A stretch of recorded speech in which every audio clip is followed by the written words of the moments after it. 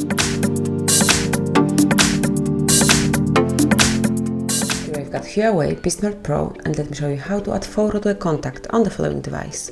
So at first you have to open the phone dialer, go to the contacts, select this one that you would like to add this photo to, so in my case it's Jimmy, then tap on edit, click on the camera icon, and either you can take a photo if someone is staying right in front of you, or you can choose something from your gallery if you have one, and this is what I will pick.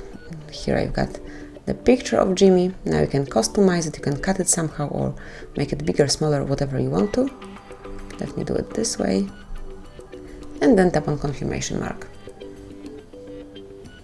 And just give it a second until it's applied. Okay, so let me do it one more time just to make sure it's added correctly. And then tap on confirmation mark one more time. So as you can see, now the profile picture is added to Jimmy, and every time he will be calling us, he will be calling me, I would be able to see this profile picture at first. So that would be all. That's how you can add photo to contact in your HUAWEI P Smart Pro.